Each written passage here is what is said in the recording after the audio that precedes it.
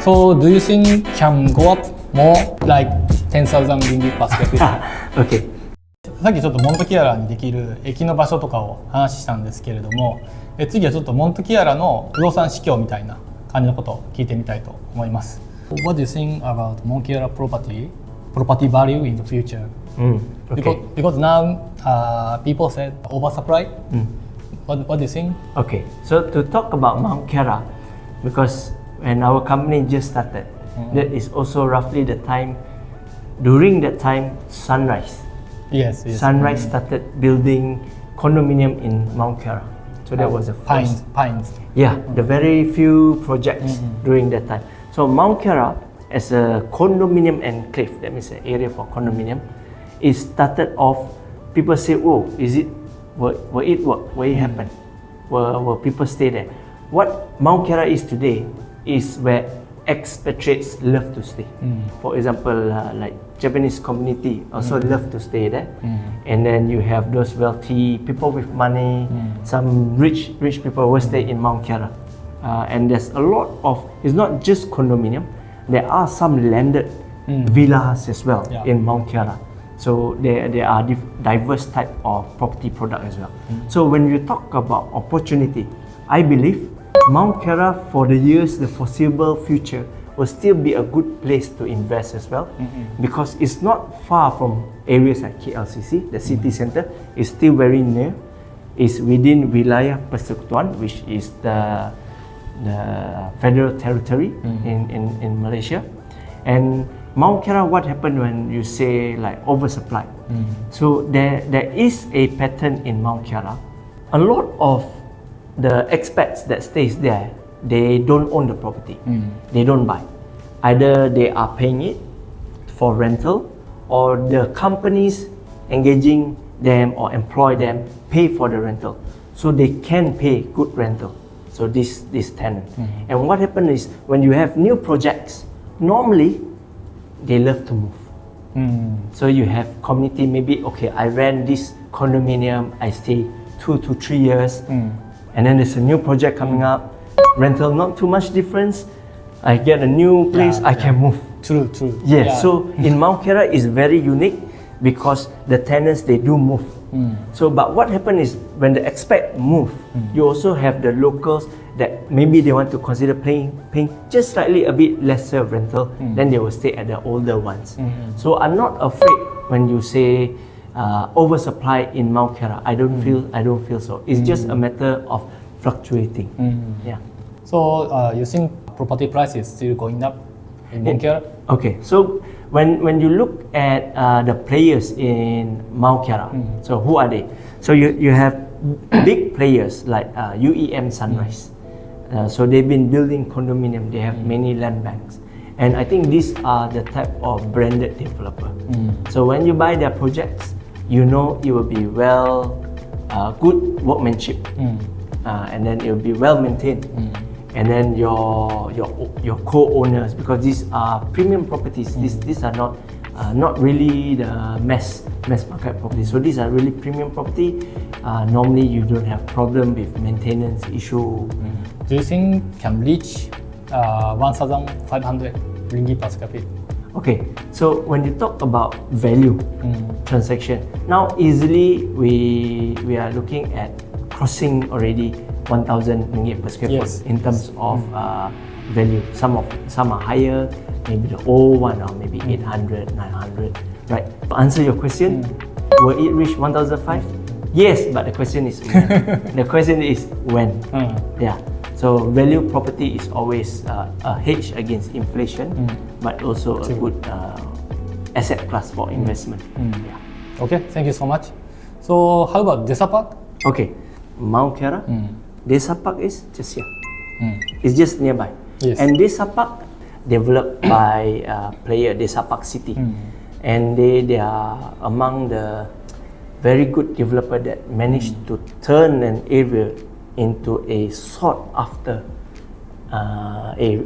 development township, because they managed to do it in such a way that every single precinct, so there's an area that's very nicely gated and guarded, a very good good selection of landed type properties. A lot of property investors has made a lot of money from Desa Park City because their property that they buy has always increased. Now, Desa Park City is slightly different from Mount Kiara. Mount Kiara is very expatriate heavy tenant, but Desa Park City has a lot of rich local. Local Malaysian, they love to go there. And if you go, for example, to look at the commercial space in Desa Park City, the activity, the commercial shop is different from the usual shopping mall in Kuala Lumpur, the lifestyle place. So Desa Park City. Desa Park City, if you ask me what is the potential, is still very good. Definitely. Not too late. No, not too late. Definitely not too late. So okay, when we talk about Desa Park City, we also have not just Desa Park City the developer. You have who are the other players? You have TA Global nearby. So Bandar Damansara, Sri Damansara, that they are also developing. So they have products there that are nearby in this area, and the prices. Some of the product that they sell is not cheap. You can see some of the product by TA Global. They are selling 1,500 ringgit. So local will say 1,500 ringgit. Really? But when you go and talk to the developer, you see their sales performance. They can sell because the rich people are staying there. There's property product they buy. Currently, the Park Regent is completed, right? So any other new one is coming? Yes, so that you have to check with the developers. Oh, okay. With the developers on their individual project, because these are townships. The developer has many land. They are developing one by one. Yeah, so TA Globals, Desa Park City, these are developers for this area. You want to go and look at. Yeah. Do you have a map for Desa Park as well? Oh, definitely. Definitely. Later you send me. Can. How about TRX? Okay. Tun Razak Exchange. Tun Razak Exchange. Okay. Financial hub. Yes, correct. So to talk about Tun Razak Exchange, we first need to understand the Golden Triangle. So Golden Triangle, you're talking about where the office spaces in Kuala Lumpur. So traditionally, before this, when we say, okay, where is the city center? We will say KLCC. Yeah. Every time whoever come to Kuala Lumpur, you go KLCC to see the Petronas Twin Tower. So around KLCC, this has always been where the center of value. So the most expensive office space is in KLCC. But now we have a shift, which is Tun Razak Exchange. So Tun Razak Exchange, as Dr. Hassan you mentioned, is the financial hub for Kuala Lumpur. So what you have there is government giving incentive for players such as banks to operate there. So we have a few banks, local foreign banks, operating from Tun Razak Exchange. But at the same time, you also have property place, which is like residential service apartment being built in Tun Razak Exchange. So of course, this is really hot area. So it's not cheap, the price, but the location cannot get any better than this. So let me explain when you talk about location. So I think if you talk about highways and flyovers, maybe it's a bit hard for the listeners to understand. So to understand easier, the infrastructure, so MRT 1, MRT 2, both have interchange in Tun Razak Exchange. Not many areas have these two MRT stations. So what makes it very interesting is that people staying outskirts, you can stay in Cyberjaya and work in Tun Razak Exchange. I have friends staying in Cyberjaya. Cyberjaya got MRT too. Yes, correct. So from Cyberjaya, they take the MRT too. They go on the MRT, they read, they play their phone, they sleep, they nap half an hour, they reach Tun Razak Exchange, they work. They make good money, good salary in KL, and then go back, they sit the MRT, so they save, they don't have to spend petrol, toll, so they sit the MRT too, to and fro. Japanese side. Japanese love to do that. No, not love. We have to. Yes. The two condos there, right? TRX residence and one is a core residence. Yes. So no more coming.